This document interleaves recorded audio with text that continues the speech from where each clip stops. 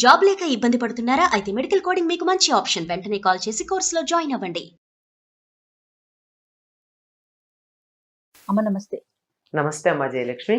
జయలక్ష్మి చక్కగా చెప్పారు. అదే నాకు ఫుల్ నేమ్ పిలవడం ఇష్టం అమ్మా. మా అబ్బా. పిల్లల్ని కూడా నేను ఫుల్ నేమ్ పిలుస్తా. అవునా? ఇన్నాళ్ళు జయ అనే అనుకున్నాను. Okay okay. ఇప్పుడు జయలక్ష్మి అని తెలిసాక పూర్తి పేరు పెద్దవాళ్ళు ఎందుకు పెడతారు?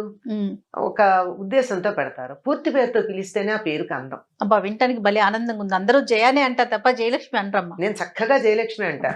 ఇవాళ నుంచి జయలక్ష్మి అనే పిలుస్తా. ఓకే. మీరు జయలక్ష్మి అన్నారు కదా, ఉమ్, సో అందులో నుంచి ఒక టాపిక్ తీసుకుంటున్నాను చూడండి. తీసుకోండి అమ్మా. లక్ష్మీదేవి స్థిరంగా ఉండాలంటే ఏం చేయాలి? అది ఎంత బాగా అడిగారమ్మా. లక్ష్మీదేవికి చెంచల అని పేరు. చెంచలాయ నమః పాదవ పూజయామి, చపలాయ నమః జానుని పూజయామి అని ఆవిడ పూజిస్తాం. ఆవిడ చెంచలగా ఉండడమే సరైనటువంటి లక్షణం లక్ష్మికి. అంటే స్థిరంగా ఉండకపోవడమే. స్థిరంగా ఉంటే ఏమవుతుందమ్మా? కదలకుండా ఉంటే స్టాగ్నేట్ అవుతుంది, మురిగిపోతుంది. ఇప్పుడు అక్కడ ఉంది మనకి స్విస్ బ్యాంక్ లో మన వాళ్ళకి చాలా మందికి డబ్బు ఉంది. ఏమైంది? అలానే ఉంది. ఎవరికి ఉపయోగపడింది? ఆ రోజు పెట్టినప్పుడు ఓ 100, 1000, 1,00,000, కోటో యూరోలు, ఆ డాలర్లు. ఆ రోజు దాన్ని వాడుకుంటే బాగుండేది. ఇప్పుడు దాని విలువ ఏమైనట్టు? ఏదో యూరో విలువ పెరిగింది అంటారేమో, కానీ ఆ రోజు బంగారం కొనుక్కుని ఉంటే నాకు ఇంత విలువ వచ్చి ఉండేది. ఇవాళ అంతే ఉంటే ఏం పెరిగింది? ఆ రోజు నేను పొలం కొనుక్కుని ఉంటే బొళ్ళు తిని ఉండేదాన్ని, 10 మందికి పెట్టేదాన్ని. దానివల్ల ఇప్పుడు నాకేమిటి లాభం? కనుక ఏదైనా సరే చెంచలగా ఉండడం అన్నది లక్ష్మి యొక్క లక్షణం. సో స్థిరంగా ఉండాలని కోరుకోవద్దంటారా? స్థిరంగా మన ఇంట్లో ఉండాలి, కానీ చంచలమైన స్థిరత్వం ఉండాలి. ఆవిడ కదురుతుంది. అది ఎలా ఉండాలో చెప్తున్నాను. ఇంగ్లీష్లో కూడా కరెన్సీ అంటాం. కరెన్సీ అంటే ఏమిటి అర్థం? కరెంట్, ప్రవాహశీలము. ప్రవహిస్తుంటేనే దానికి విలువ. కదలాలంటే ఎప్పుడు కదులుతుందమ్మా? వెళ్ళిపోవడం కాదు కదా, వస్తూ ఉంటుంది, పెడుతూ ఉంటుంది, వస్తూ ఉంటుంది, పెడుతూ ఉంటుంది. ఓహో. నీళ్లు అలా ప్రవహిస్తూ ఉంటే స్వచ్ఛంగా ఉంటాయి, ప్రవహించకపోతే వాసన వస్తాయి. నీరు స్వచ్ఛంగా ఉండడానికి ప్రవాహం ఎంత అవసరమో, ధనం కూడా దాని విలువ కలిగి ఉండడానికి అది ప్రవహిస్తూ ఉండాలి, వస్తూ ఉండాలి. ఇక్కడ ఉండకూడదు, మళ్ళీ అది వెళ్ళి రీజనరేట్ అవుతూ ఉండాలి. సరే, వస్తూ ఉండాలంటే ఏం చేయాలో చెప్పండి. అది మీరు అట్లా అడిగారు, అది బాగుంది. ఎందుకంటే లక్ష్మి తాను ఉంటాను అని చెప్పినటువంటి ప్రదేశాలు కొన్ని ఉన్నాయి తన స్థానాలుగా. పసుపు, పువ్వులు, ఏనుగు యొక్క కుంభస్థలం లక్ష్మీప్రదం అంటారు దాన్ని చూస్తే. అంటే ఇంట్లో పెట్టుకుంటే కాదు సుమా, చూస్తే లక్ష్మీ కళగా కనిపిస్తూ ఉంటుంది. అట్లా చెప్పినటువంటి ప్రదేశాల్లో దీపము ఇలాంటివి, అలాంటి వాటిల్లో ఆవిడ ఇంకా ఇష్టంగా వచ్చి కాసేపు కూర్చోవాలి కదా. అలా కూర్చోవాలంటే ఆవిడ కూర్చునే చోటు ఇవ్వాలి కదా. మనం కూర్చునే చోట అక్కడ చెత్త వేస్తే ఎవరినకు, నేనే కూర్చోను, మీరు కూర్చోరు, ఎవరు కూర్చుంటారు? ఎవరు కూర్చోరు కదా. కనుక ఆవిడ వచ్చి కూర్చోవాలంటే సరైనటువంటి స్థలం ఉండాలి, శుభ్రంగా ఉండాలి, శుచిగా ఉండాలి. శుచి, శుభ్రత అని 2 ఉన్నాయి. ఆ 2 ఉంటే లక్ష్మీదేవి ఉంటుంది. శుభ్రత అంటే పరిసరాలు నీట్గా ఉంచడం. శుచి అంటే ఇది ప్రవర్తనకి సంబంధించింది. మన ప్రవర్తన సవ్యంగా ఉండాలి. అబద్ధం ఆడకూడదు, దొంగతనం చేయకూడదు, తిట్టకూడదు, చెత్త మాటలు మాట్లాడకూడదు, దురాలోచనలు చేయకూడదు. ఇవన్నీ ఉన్న చోట లక్ష్మి తాను ఉంటాను అని చెప్పింది.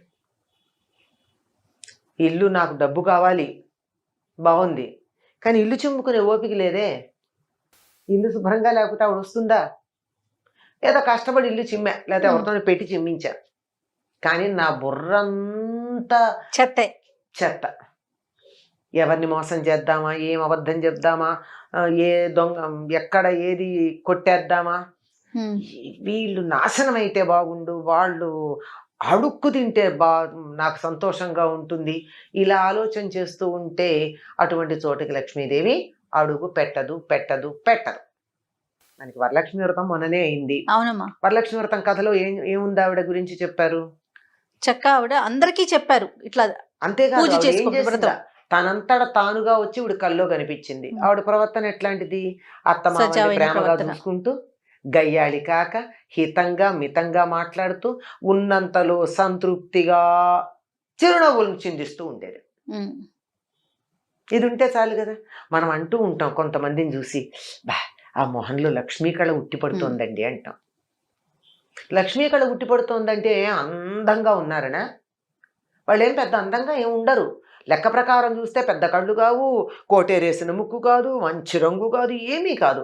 కానీ చూడంగానే ఇంకా ఇంకా ఇంకా చూడాలనిపిస్తుంది. ఈల వేసి గోల చేద్దాం అనిపించదు, కానీ చెయ్యెత్తి దండం పెడదాం అనిపిస్తుంది ఆ ముఖం చూస్తే. అటువంటి దానికి లక్ష్మీ కళ అంటారు. ఎందుకుంటుంది? వాళ్ళ మనసు బాగుంది గనక. లక్ష్మి స్థిరంగా ఉండాలంటే చాలా మామూలు ఇవన్నీ కాస్త వేగ్గా అనిపిస్తే మామూలుగా ఒక ఫార్ములా లాగా చెప్పాలి అంటే, సూర్యోదయానికన్నా ముందు గుమ్మంలో ముగ్గేసుకుని ఇళ్ళు చిమ్ముకుని ఇంట్లో అందరూ స్నానం చేసి ఉంటే ఆ ఇంటికి లక్ష్మి వస్తుంది. ఆలోచించండి ఎంతమందికి వీలవుతుందో అది.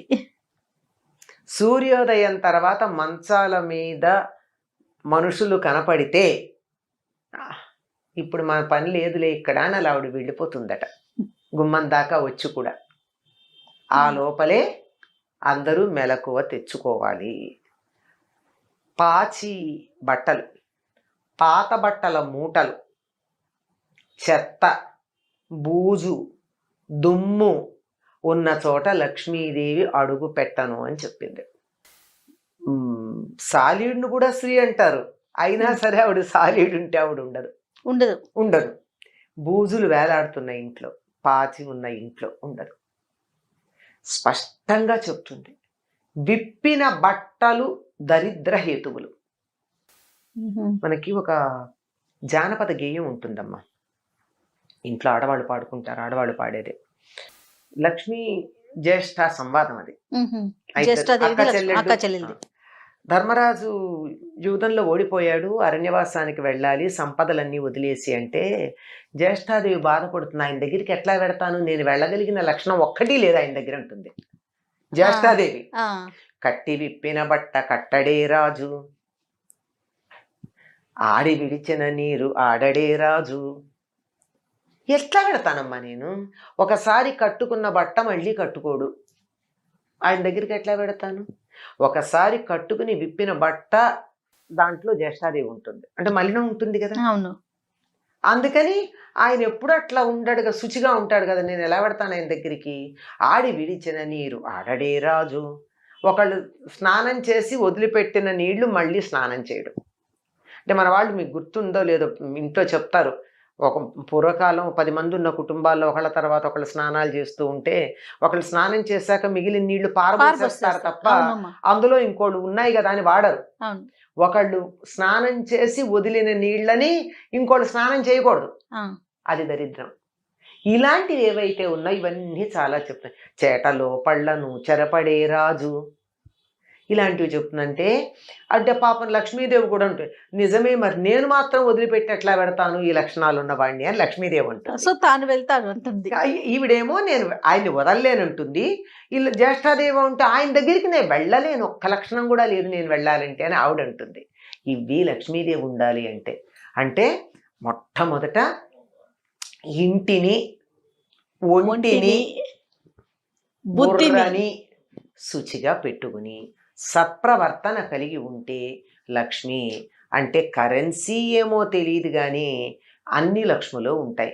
ఆరోగ్య లక్ష్మి, సంతాన లక్ష్మి. సంతాన లక్ష్మి అంటే 10 మంది సంతానం కాదు, ఉన్న సంతానం సంపదలాగా ఉండడం. 4 కొడుకులు 4 దేశాల్లో ఉండి ఎవరో ఈడ్చి పారేసే పరిస్థితి ఉంటే సంతాన లక్ష్మి ఉన్నట్ట కాదు కదా. అవునమ్మా.